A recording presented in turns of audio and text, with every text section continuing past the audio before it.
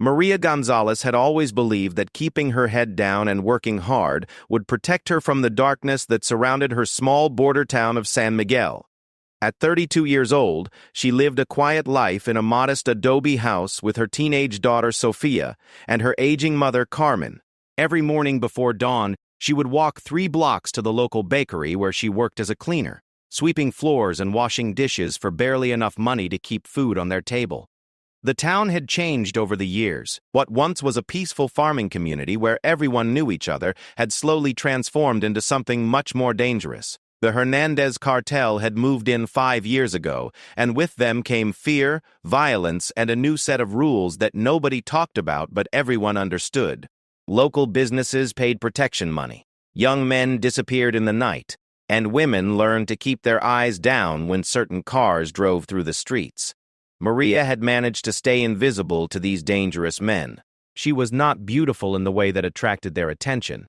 Her hands were rough from work, her clothes were simple and worn, and she moved through the world like a shadow.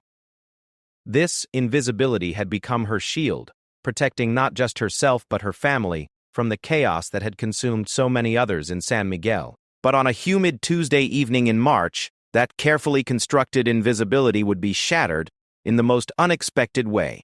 Maria was walking home from her second job at the local grocery store when she heard the screaming. The sound was coming from the Martinez family's house, a small blue building just 2 streets over from her own neighborhood. Without thinking, she ran toward the noise, her heart pounding as she recognized the voice of Elena Martinez, a woman she had known since childhood. When Maria rounded the corner, she saw 3 men in expensive clothes and gold chains standing outside Elena's house. One of them was holding Elena's 15-year-old son Carlos by the collar, while Elena begged and cried on her knees in the dirt. Maria recognized the men immediately. They were enforcers for the Hernandez cartel, known throughout the town for their cruelty and complete lack of mercy. "Please?" Elena was sobbing. "He's just a boy." "He made a mistake. Give us more time to pay." The man holding Carlos, a massive figure with tattoos covering his arms and neck, laughed coldly. "Time? Your family has had 6 months to pay what you owe. The boss is tired of waiting. Maybe we need to send a message to the whole neighborhood about what happens when people don't respect their obligations." Maria knew she should walk away. Every instinct told her to turn around and pretend she had never seen anything. Getting involved with cartel business meant putting her own family in danger, and she had Sofia and Carmen to think about. But as she watched Elena's desperate tears and saw the terror in young Carlos's eyes, something inside her refused to let her leave. Before she could stop herself, Maria stepped forward from the shadows. "Wait," she called out, her voice trembling but determined. "Please wait." The 3 men turned to look at her with surprise and amusement. The leader, whose name was Diego, according to neighborhood whispers, released Carlos and walked toward Maria with a predatory smile. "Well, well, what do we have here? Another poor woman who wants to beg for mercy?" Maria's hands shook, but she forced herself to speak clearly. "How much does the family owe? Maybe we can work something out." Diego laughed, a sound that made Maria's skin crawl. "Work something out? Lady, do you have any idea who you're talking to? The Martinez family owes us 50,000 pesos plus interest. Unless you have that kind of money hidden in your little dress, I suggest you walk away before you make things worse for yourself." 50,000 pesos. It was more money than Maria made in 2 years. It was an impossible amount, but she couldn't bring herself to walk away while Elena and Carlos were in such danger. "I don't have that money," she admitted, "but maybe there's another way. Maybe I could work for it, do extra jobs, whatever you need." The 3 men looked at each other and burst into laughter. "Work for it?" Diego said, wiping tears from his eyes. "Lady, you clean toilets and sweep floors. How exactly do you think you're going to earn 50,000 pesos? Are you planning to work for the next 20 years? Maria felt her face burn with shame, but she pressed on. "I could work at night. Take on extra cleaning jobs. Maybe work at the warehouses. I'm strong and I'm not afraid of hard work." Diego's amusement slowly turned into something darker and more calculating. He walked closer to Maria, studying her with the same intensity a predator might use to size up prey. "You know what, cleaning lady? I like your spirit. You have courage, even if you don't have brains. Tell you what, there's a party this Saturday night at the boss's compound. Big celebration for his nephew's birthday. We need extra help serving drinks, cleaning up, making sure our important guests are comfortable. Maria nodded eagerly, seeing a possible solution. Yes, I can do that. I'm good at serving and cleaning. One night's work, Diego continued, his smile becoming cruel. And we'll call the Martinez family's debt paid in full. 50,000 pesos worth of work in just one evening. Sounds like a fair deal, doesn't it? Something in Diego's tone made Maria's stomach turn, but she looked back at Elena and Carlos, still trembling with fear, and knew she couldn't back down now. Yes, she said quietly. It's a deal. Diego pulled out his phone and saved Maria's information. Someone will pick you up Saturday at 7 in the evening. Wear something nice. Our guests expect quality service. And cleaning lady? Don't even think about backing out or not showing up. We know where you live, we know where your daughter goes to school, and we know where your mother buys her medicine. We'll be watching. As the three men climbed into their black SUV and drove away, Elena rushed to Maria and grabbed her hands. Maria, what have you done? You don't understand what these people are capable of. These parties, they're not just celebrations. Terrible things happen at these parties. But Maria had already made her choice. She hugged Elena tightly and watched as Carlos ran into his mother's arms, safe for now, because of her decision. I know you're scared, Elena, but I couldn't watch them hurt your boy. We'll figure this out. The rest of the week passed in a blur of anxiety and preparation. Maria tried to act normal around Sofia and Carmen, but she found herself staring at her daughter during dinner, memorizing the sound of her laugh and the way she wrinkled her nose when she concentrated on homework. She wanted to tell someone about what she had agreed to do, but there was no one to tell.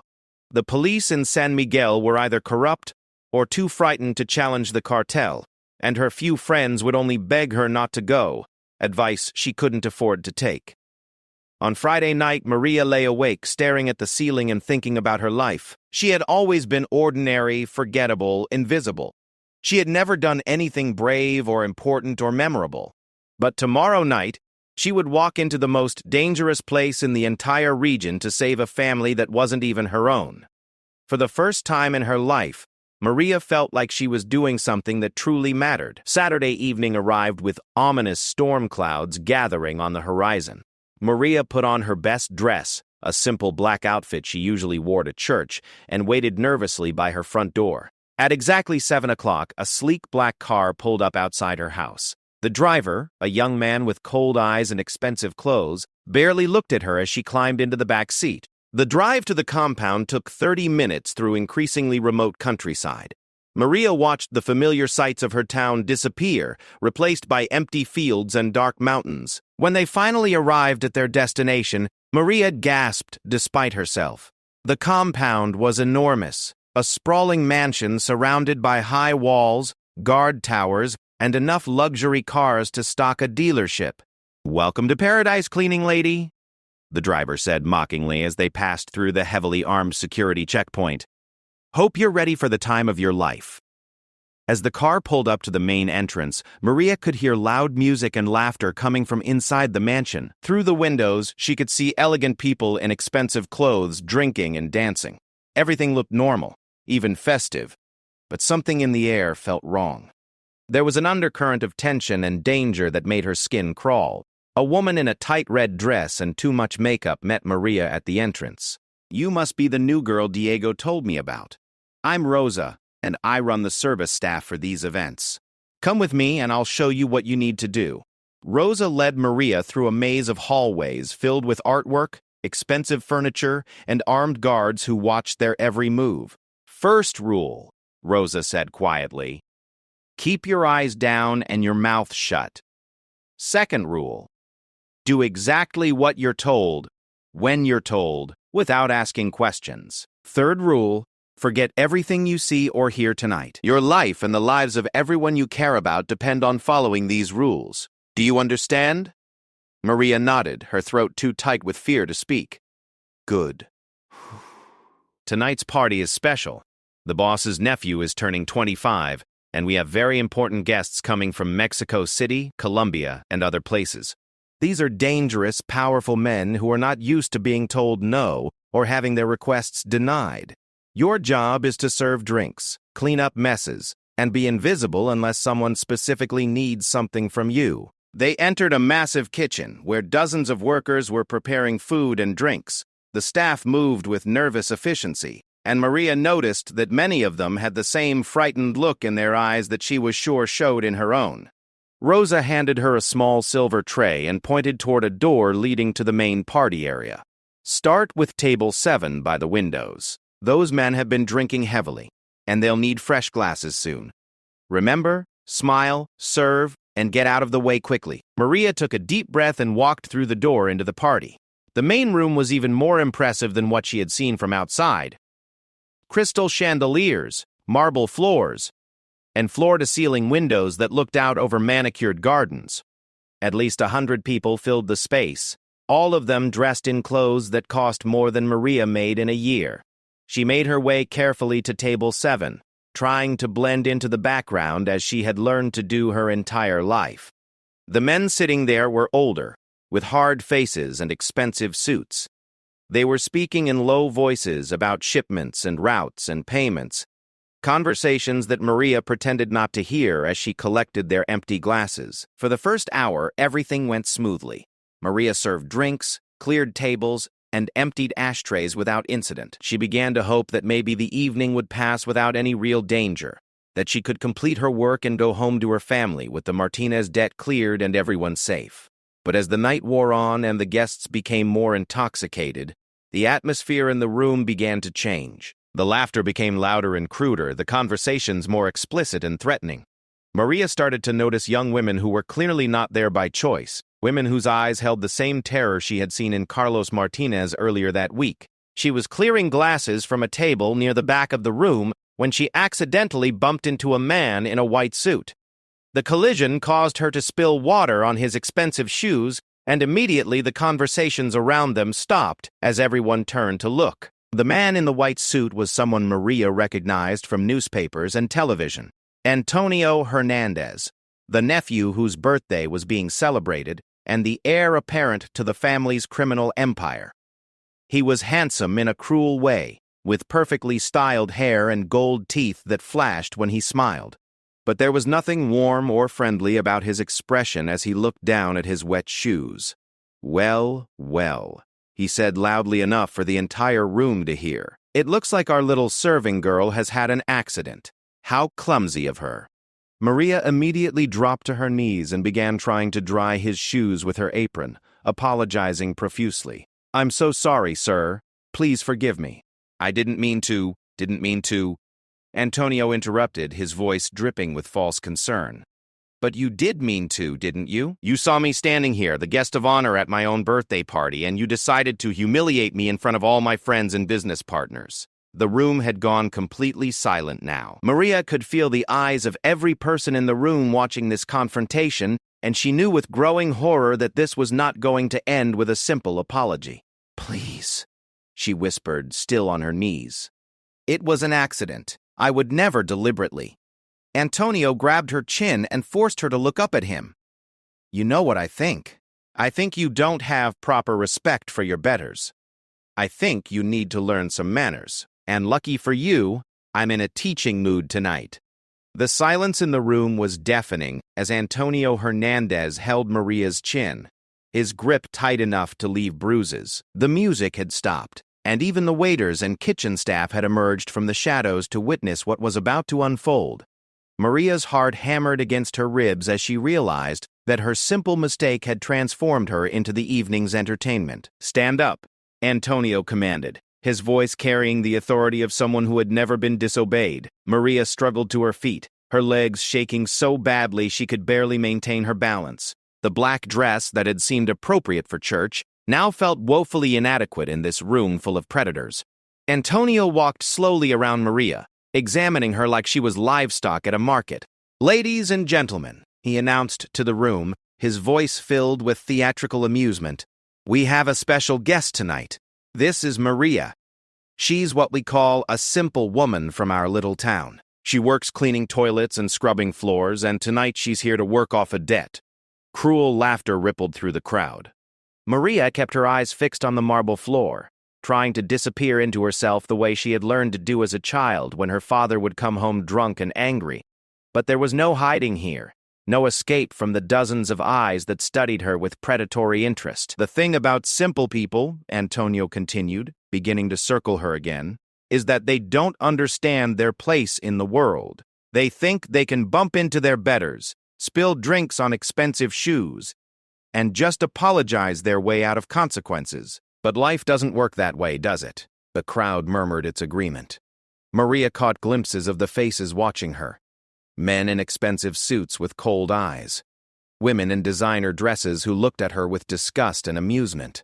In the back of the room, she could see some of the other staff members, people like herself who had been trapped into working this event. Their faces showed pity mixed with relief that they were not the ones standing in the center of the room. "So here's what we're going to do," Antonio said, stopping directly in front of Maria. "We're going to give our simple little cleaning lady a chance to show everyone here what real service looks like. We're going to teach her proper respect and humility." He snapped his fingers, and 2 bodyguards immediately appeared at Maria's sides. They grabbed her arms, not roughly but with enough firmness to make it clear that she had no choice in what came next. Antonio walked to a chair that had been placed in the center of the room, an ornate throne-like piece that looked like it belonged in a palace. "First lesson," Antonio announced, settling into the chair with theatrical grandeur. Proper apology technique. When you wrong your betters, you don't just say sorry and walk away. You demonstrate your sincerity through action. One of the bodyguards forced Maria to her knees in front of Antonio's chair.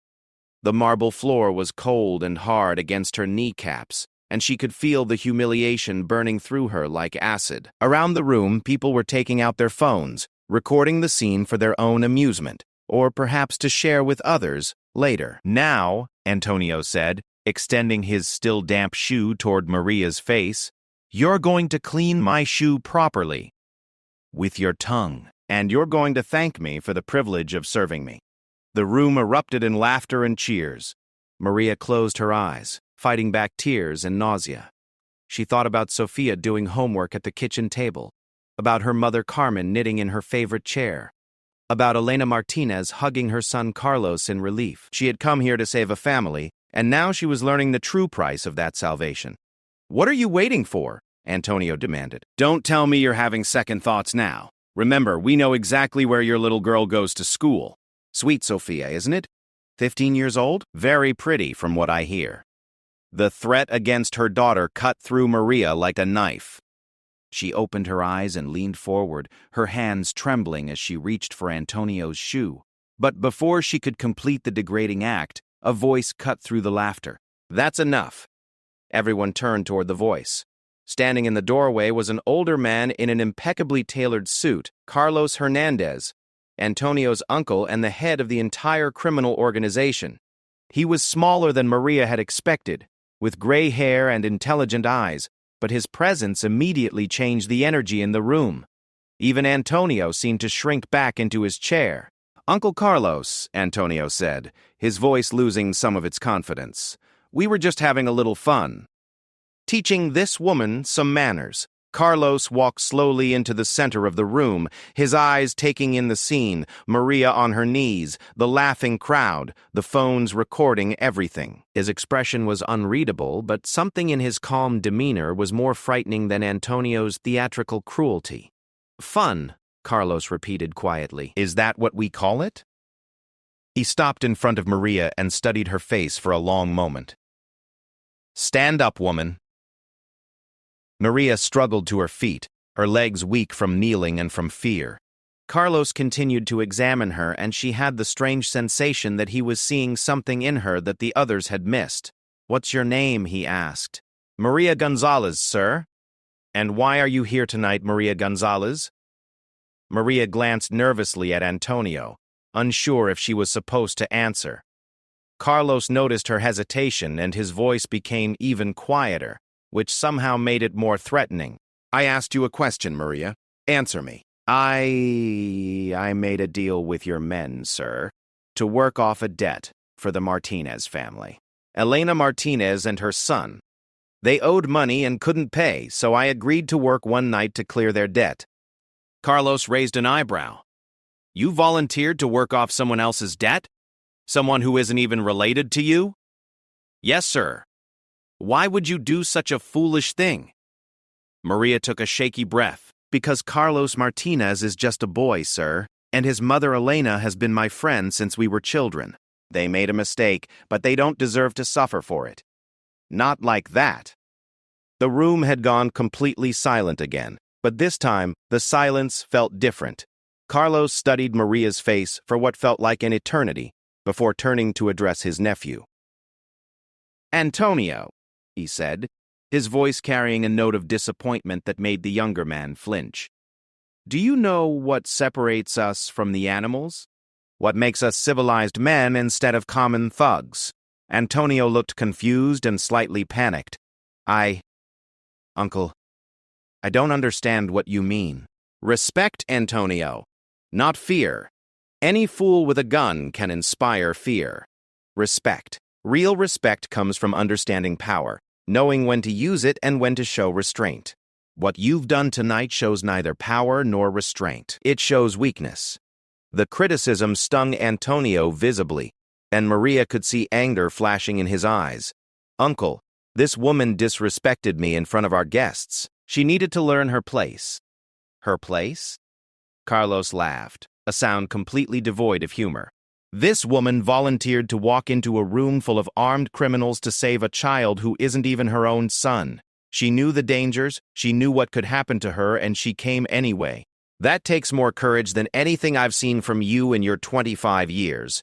Antonio's face flushed red with embarrassment and rage. Around the room, the guests shifted uncomfortably, sensing the tension between uncle and nephew, but unsure where their loyalties should lie.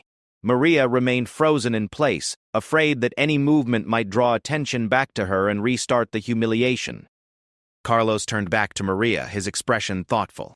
You know, Maria Gonzalez, I've been in this business for 30 years. I've met presidents and generals, killers and saints, cowards and heroes, but I've rarely met someone who would sacrifice themselves for strangers without expecting anything in return. He walked slowly around the room, his eyes taking in each face in the crowd. Do you all see what happened here tonight? This woman, this simple, poor, insignificant cleaning woman, showed more honor and courage than most of you have shown in your entire lives. And what did she get for her courage? Mockery, humiliation, degradation. The room remained silent, but Maria could sense the growing discomfort among the guests. Carlos's words carried an implicit criticism of everyone who had laughed and cheered during Antonio's performance. But here's what's interesting, Carlos continued, stopping back in front of Maria. Despite everything that's happened tonight, despite the humiliation and the threats, I can see in this woman's eyes that she doesn't regret coming here. She would do it again to protect that family. Wouldn't you, Maria? Maria met his gaze directly for the first time. Yes, sir, I would. Carlos smiled then, a genuine expression that transformed his entire face. Magnificent. Absolutely magnificent. He turned to address the room again. This, ladies and gentlemen, is what real strength looks like. Not the ability to humiliate those weaker than yourself, but the willingness to sacrifice for others even when you have nothing to gain. Antonio stood up from his chair, his face now purple with rage and embarrassment. Uncle, with respect, this is my birthday party. This woman spilled a drink on me and showed disrespect. I won't be lectured about strength by someone who defends a peasant over family. The confrontation between uncle and nephew crackled with tension. Everyone in the room seemed to hold their breath, waiting to see how this power struggle would resolve. Maria found herself caught in the middle of a family dispute that could determine not just her fate, but possibly the future leadership of the entire organization. Carlos studied his nephew for a long moment, and when he spoke, his voice was deadly quiet. Antonio, you are young and foolish, and I have made allowances for that because you are family. But if you ever refer to someone's courage as peasant behavior in my presence again, you will learn what real humiliation feels like. The threat hung in the air like smoke. Antonio opened his mouth as if to argue, then seemed to think better of it and sat back down, his hands clenched into fists. Carlos turned back to Maria, and his voice became gentle again. Maria Gonzalez, you came here tonight expecting to work off a debt through service. Instead, you've been subjected to cruelty and degradation that no person should endure. For this, I apologize. The apology was so unexpected that Maria almost didn't know how to respond. Sir, I thank you. However, Carlos continued, I think we can turn this evening into something more productive. You see, what happened here tonight has taught me something important about the character of the people in this room, and about the character of the people in our town. He began walking around the room again, his eyes moving from face to face among the guests. Some of you laughed tonight. Some of you took pictures and videos. Some of you cheered while a brave woman was humiliated for your entertainment. That tells me everything I need to know about your character. The guests began to look nervous now, understanding that the evening was taking an unexpected turn. Phones were quietly being put away, and the earlier atmosphere of cruel amusement was rapidly being replaced by anxiety. But this woman, Carlos said, gesturing to Maria, this simple cleaning woman has shown me what real loyalty looks like, what real courage looks like, what real honor looks like. And I think it's time some of you learned the same lesson. He snapped his fingers, and immediately a dozen armed men appeared from various doorways around the room. They moved quickly but calmly, positioning themselves throughout the space in a way that made it clear no one would be leaving without permission. The party is over, Carlos announced calmly. But the evening's lessons are just beginning. Maria felt a chill run down her spine as she realized that her humiliation might have been just the beginning of a much longer and more dangerous night. She had come here to save the Martinez family, but now it seemed like she had stumbled into something much bigger and more complex than a simple debt repayment. Around the room, the former party guests were looking at each other with growing panic, finally understanding that they had somehow become participants in a drama much more serious than they had anticipated. The music had stopped entirely now, replaced by the quiet sounds of shifting feet and nervous breathing. Carlos walked back to where Maria stood and placed a gentle hand on her shoulder. Maria Gonzalez, would you like to see what happens to people who show disrespect to those who don't deserve it? The question was asked so politely that it took Maria a moment to understand the implications. When she did, she looked up into Carlos's eyes and saw something there that made her realize her ordeal was far from over. If anything, it was about to become much more complicated. Maria stared at Carlos Hernandez, trying to understand what was happening around her. The armed men had positioned themselves throughout the room, and the atmosphere had shifted from party to something much more sinister. The guests who had been laughing at her humiliation just minutes before now looked terrified, their expensive clothes and confident attitudes suddenly seeming like poor armor against whatever was about to unfold. I asked you a question, Maria, Carlos said softly, his hand still resting on her shoulder. Would you like to see what happens to people who show disrespect to those who don't deserve it? Maria's throat felt dry as sand. She glanced around the room at the faces of people who had just moments ago been recording her degradation for their entertainment. Now they were looking at her with desperation, as if she held their fate in her hands. The weight of that responsibility felt crushing. Sir, she said carefully, I just want to go home to my family. I came here to work off a debt, and I've done what was asked of me. Carlos smiled, but there was something cold in his eyes. Oh, but Maria, you've done so much more than that.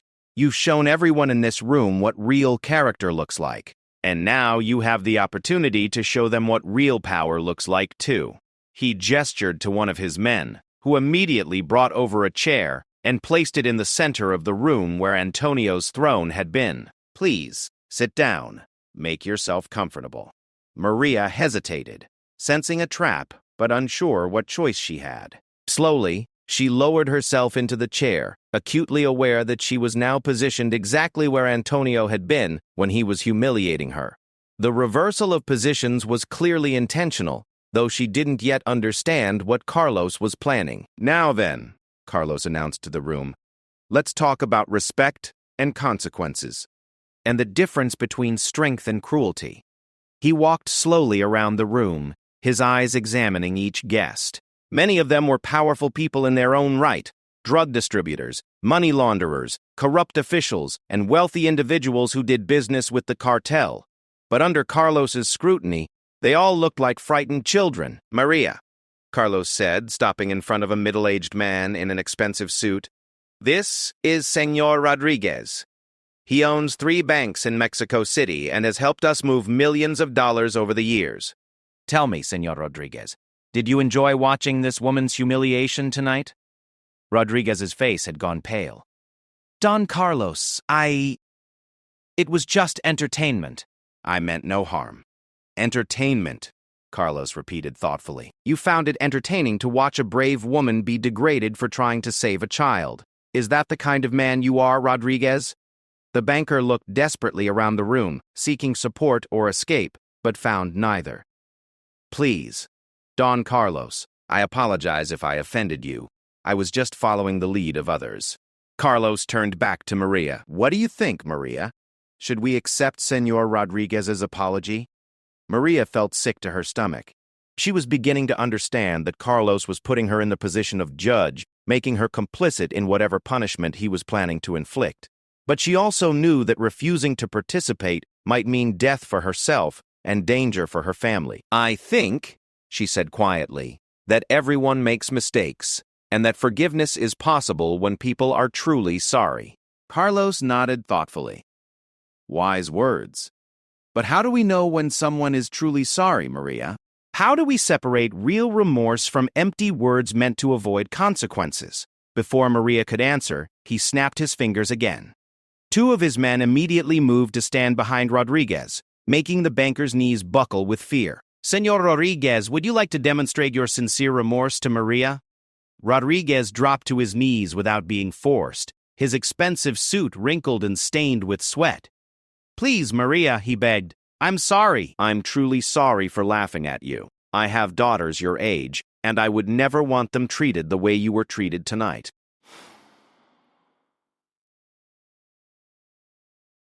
Maria felt tears pricking her eyes as she watched this powerful man grovel before her. Part of her felt vindicated. These people had laughed at her pain, and now they were experiencing their own terror. But a larger part of her felt disgusted by the whole spectacle. "I accept your apology," she said firmly. "Please, let him go." Carlos studied her face for a moment, then gestured for his men to step back. Rodriguez remained on his knees, shaking with relief and disbelief that he had been spared whatever fate he had imagined awaiting him. "Interesting," Carlos mused. "Even after being humiliated and degraded, you choose mercy over revenge. You continue to surprise me, Maria Gonzalez." He moved on to the next group of guests, but Maria noticed that his men remained positioned throughout the room. Whatever lesson Carlos was teaching, it wasn't over yet. "Now," Carlos continued, stopping in front of a group of younger men who Maria recognized as local drug dealers and enforcers, "let's talk to some of my own people. You boys were having quite a good time earlier, weren't you? Laughing and cheering while my nephew made a spectacle of this woman." The young men looked at each other nervously. Their leader, a cocky kid named Miguel, who couldn't have been more than 22, tried to maintain his swagger. "Don Carlos, we were just supporting Antonio. We didn't mean any disrespect to you."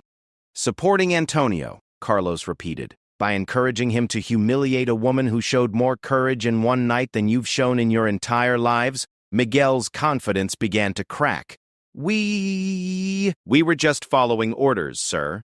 Carlos laughed, a harsh sound that made everyone in the room flinch. "Following orders? Whose orders were those exactly? Who ordered you to laugh at courage and cheer for cruelty?" The question hung in the air unanswered. Because, of course, there had been no orders. The young men had participated in Maria's humiliation because they enjoyed it, because it made them feel powerful to see someone helpless being degraded.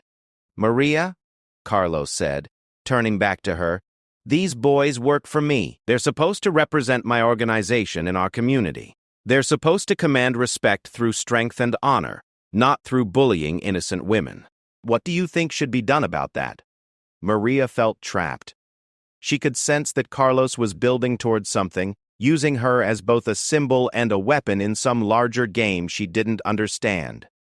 But she also knew that people's lives hung in the balance based on her responses. "I think," she said carefully, that young men sometimes make poor choices because they don't understand the consequences of their actions. Maybe they need better guidance. Carlos nodded approvingly. Once again, wisdom from our simple cleaning woman. Better guidance, indeed. He turned back to Miguel and his friends. You boys are going to receive that better guidance. Starting tomorrow, you'll be working in the community service division of our organization, helping elderly people with groceries, fixing houses for poor families, making sure children have safe ways to get to school. The young dealers looked confused and slightly insulted by this assignment, but they were smart enough not to complain. Community service was certainly better than whatever alternative punishment they had been imagining, but Carlos wasn't finished. And to make sure you understand the importance of showing respect to courageous people, you'll be personally responsible for the safety and security of the Martinez family. Any harm that comes to Elena Martinez or her son Carlos will be taken out of your hides. Understood? The boys nodded quickly, finally beginning to understand the connection between their actions tonight and the consequences they were facing. Carlos continued his tour of the room, stopping at each group of guests and forcing them to confront their behavior. Some he assigned community service, others he required to make substantial donations to local charities. A few, who had been particularly cruel in their laughter, were forced to publicly apologize, not just to Maria but to the entire room. Throughout this process, Maria remained in the center chair, feeling increasingly uncomfortable with her role as judge and arbiter. She had never wanted power over others, had never desired revenge, or the ability to inflict humiliation. All she had ever wanted was to protect her family and live quietly. But as the evening wore on, she began to see something unexpected happening around her. The people who were being forced to confront their cruelty weren't just afraid, they were actually seeming to understand what they had done wrong. The banker Rodriguez kept looking at her with genuine remorse in his eyes. The young dealers were whispering among themselves about the Martinez family and how they could help protect them.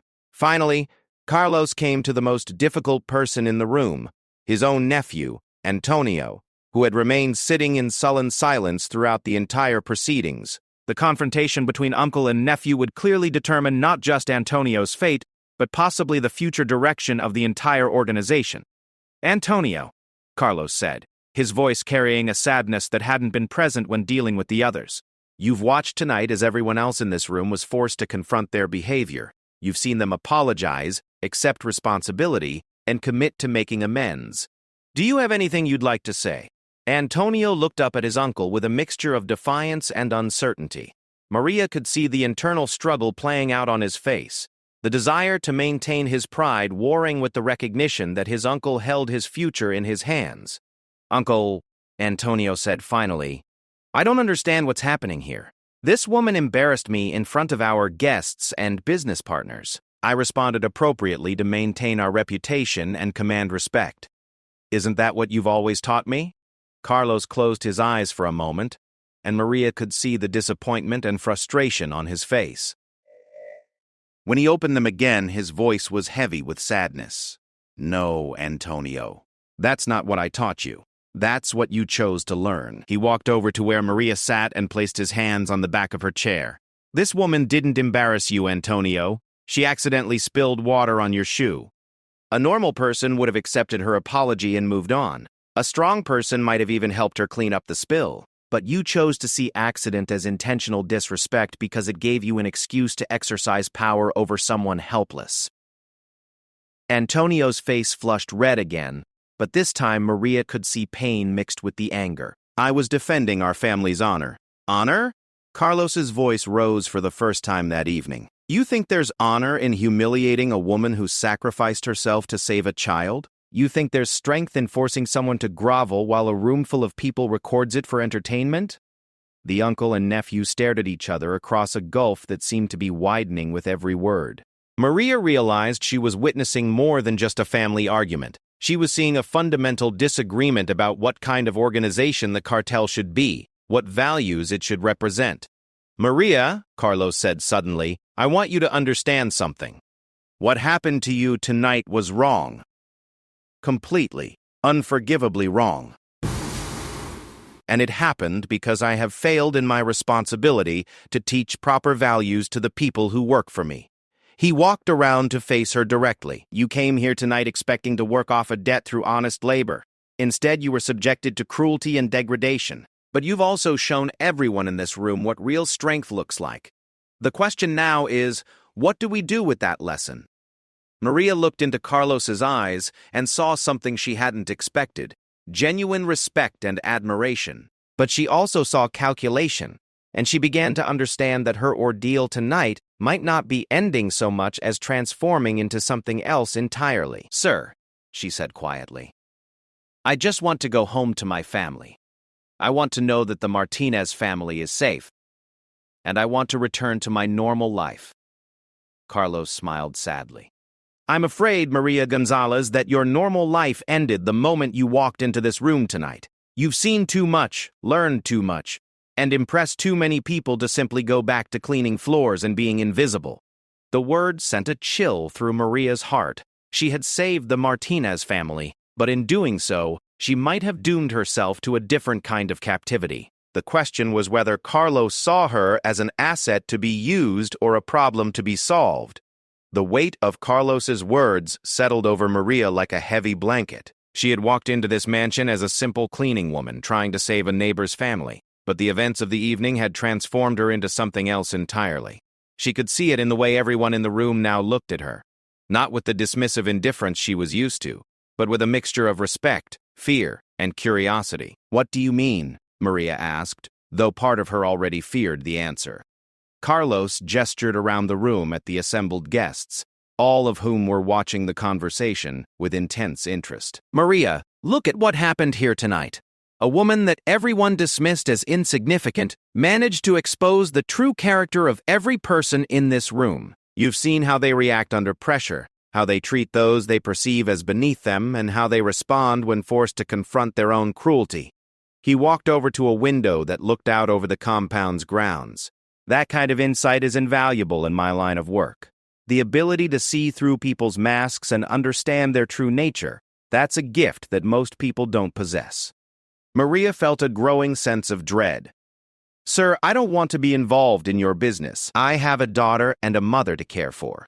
I just want to live quietly and safely." "I understand that," Carlos said, turning back to her, "and I respect it. But the reality is that you're already involved, whether you want to be or not. Tonight, you've gained knowledge about my organization, about the people who work for me, and about my family dynamics that makes you extremely valuable or extremely dangerous." The threat was subtle but unmistakable. Maria looked around the room and saw her own understanding reflected in the faces of the other guests. They all knew too much to simply walk away, and they were all now bound to Carlos in ways they hadn't been when the evening started. However, Carlos continued, "I'm not an unreasonable man. You came here tonight to save a family, and you've shown courage and honor that I rarely see in this business, so I'm going to offer you a choice." He walked back to stand in front of her chair. "Option 1. You go back to your quiet life in town. You return to cleaning floors and raising your daughter and caring for your mother. But you also accept my protection, which means that my men will be watching your family constantly. Not to threaten you, but to keep you safe from people who might want to hurt you because of what you've learned tonight." Maria's heart sank. Protection from the cartel wasn't really freedom, it was just a gentler form of captivity. "Option 2, Carlos continued, "you accept a position within my organization, not as an enforcer or a dealer, nothing that would compromise your values, but as an advisor, someone who helps me understand the community and identify people of character who might be useful to our operations." The offer was stunning in its implications. Carlos was essentially asking her to become his representative in the local community, to use her knowledge of people and her reputation for honesty to help the cartel identify recruits and opportunities. "And option 3? Maria asked, though she wasn't sure she wanted to know. Carlos's expression became serious. "Option 3 is that you know too much to be allowed to leave, and too little to be trusted with real responsibility. That option doesn't end well for anyone." The choice wasn't really a choice at all, Maria realized. She could accept a life of supervised freedom, become actively complicit in the cartel's activities, or face consequences that Carlos was politely declining to specify. But as she sat in that chair, surrounded by people whose lives had been changed by her presence, Maria began to understand something else. The events of this evening had revealed not just her own courage, but also the corruption and weakness of many people in positions of power. If she was going to be forced into Carlos's world, perhaps she could find ways to use that position to help people like Elena Martinez and her son Carlos. Before I decide, Maria said carefully, I want to know what happened to the Martinez family's debt. Was it really cleared by my work tonight? Carlos smiled. The debt was forgiven the moment you walked through that door, Maria. Your willingness to sacrifice yourself for strangers earned that family their freedom. They're safe now, and they'll remain safe as long as you and I maintain our relationship. Maria felt a wave of relief, but it was mixed with the realization that her own freedom had been the price of theirs. And if I choose to work with you, what would that actually mean? What would you expect me to do? Nothing that would violate your conscience, Carlos said. You would continue living in town, caring for your family, maintaining your normal relationships. But you would also keep your eyes open. You would tell me about young people who might benefit from legitimate employment in our businesses. You would let me know if you heard about police operations or government investigations that might affect our interests. He paused, studying her face. And perhaps most importantly, you would help me identify other people like yourself. Individuals with genuine courage and honor who could help us run our operations in a way that builds respect rather than just fear. Maria looked around the room at the faces of the other guests. Some of them were nodding, clearly approving of Carlos's offer. Others looked skeptical or jealous, but all of them were watching her with the understanding that her decision would somehow affect their own futures. What about your nephew? Maria asked, looking at Antonio, who had remained silent throughout Carlos's speech. How does he feel about this arrangement? Antonio's face was a mask of barely controlled rage and humiliation, but when he spoke, his voice was carefully controlled. My uncle's decisions are always wise, he said through gritted teeth. If he believes you can be useful to our organization, then I'm sure you will be. Maria could hear the hatred underlying his polite words, and she knew that accepting Carlos's offer would mean making an enemy of Antonio. But she also understood that refusing might be even more dangerous. I need to think about this, Maria said finally. And I need to talk to my family. Carlos nodded. Of course. Take all the time you need. Say, until tomorrow evening. That should be sufficient for you to make an informed decision. The timeline made it clear that this wasn't really a request for consideration, so much as a polite way of giving her time to come to terms with her new reality.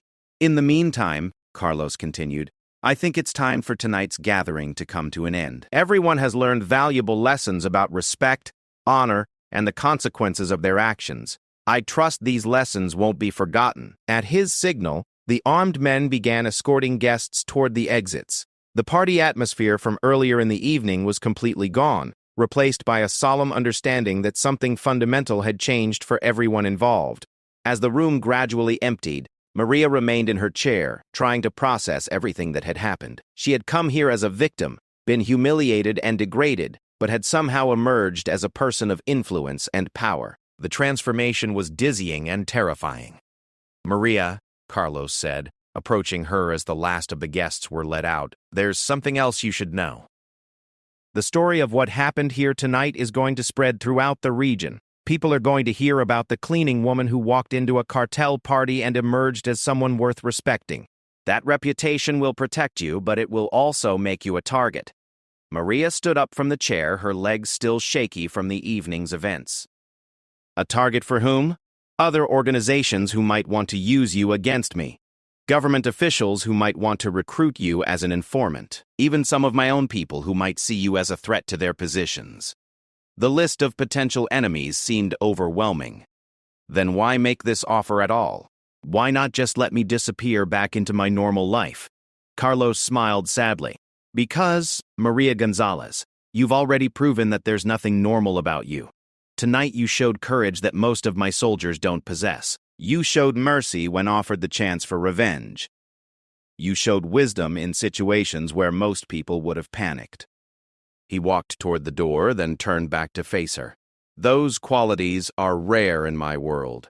Too rare. If I let you return to obscurity, I'd be wasting a resource that could help transform how we do business. As Carlos left, Maria found herself alone in the vast room where her life had been forever changed. The expensive decorations and luxurious furniture now seemed like props in a play where she had unexpectedly become the lead actor. A young woman in a simple dress approached her, one of the servers who had watched the evening's events unfold.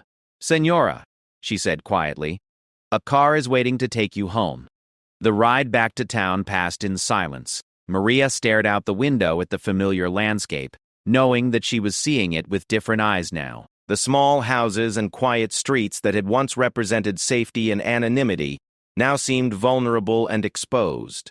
She understood that her decision would affect not just her own future, but the future of her entire community. When the car pulled up in front of her house, Maria saw Sofia and Carmen waiting anxiously in the doorway. They rushed to embrace her, and Maria held them tightly, breathing in the familiar sense of home and family that had sustained her through the evening's ordeal. "Mama, what happened?" Sofia asked, studying her mother's face with teenage intuition. "You look different." Maria struggled to find words that would explain the unexplainable. "I learned some things tonight, Mija, about courage and strength and what really matters in life." Over the next 24 hours, Maria found herself reliving every moment of the evening, trying to understand how her simple act of kindness toward the Martinez family had led to such dramatic consequences. She walked through town and noticed things she had never seen before. The way people looked over their shoulders when certain cars passed, the way conversations stopped when strangers approached, the subtle signs of fear and resignation that poverty and powerlessness created. She also noticed something else. Word of her confrontation with the cartel was already spreading. People looked at her with new respect. Children pointed and whispered, and even the local shop owners treated her differently. She was no longer invisible, and that change brought both comfort and terror. On Sunday evening, exactly 24 hours after Carlos had given her the ultimatum, Maria made her decision. She put on her best dress, the same black outfit she had worn to the party, and walked to the town square where she knew Carlos's men would find her. When the car arrived, she got in without hesitation. This time, she wasn't a victim being transported to her fate. She was a woman making a conscious choice about her future, even if that choice had been shaped by circumstances beyond her control. The compound looked different in the daylight, less mysterious and threatening, more like a well-defended business operation. Carlos met her in his office, a comfortable room lined with books and family photographs that seemed to belong to a different world than the one she had experienced 2 nights before. "Have you made your decision, Maria?" "Yes," she said, her voice steady and clear. "I accept your offer, but I have conditions." Carlos raised an eyebrow with apparent amusement. "You're negotiating with me? That's bold." "You said you valued courage and honesty," Maria replied. "I want to make sure that my family remains safe and that I'm never asked to do anything that would harm innocent people. I want to help you build an organization that the community can respect rather than just fear." Carlos studied her face for a long moment, then extended his hand. "Welcome to the family business, Maria Gonzalez." As they shook hands, Maria understood that her transformation was complete. The simple cleaning woman who had walked into a cartel party to save a neighbor's family had become something entirely new, a bridge between two worlds, a voice for the powerless, and perhaps most importantly, living proof that even in the darkest circumstances, courage and honor could still triumph over cruelty and fear. The story of Maria Gonzalez would become legend in the region, told and retold as an example of what was possible when ordinary people chose to act with extraordinary courage. But for Maria herself, it was just the beginning of a much larger and more complex story.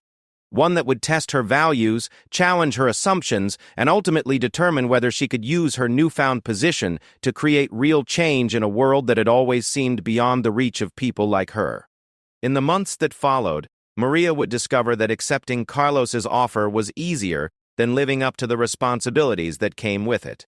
But on that Sunday evening, as she shook hands with one of the most dangerous men in Mexico, she felt something she hadn't experienced in years: hope that the future could be different from the past.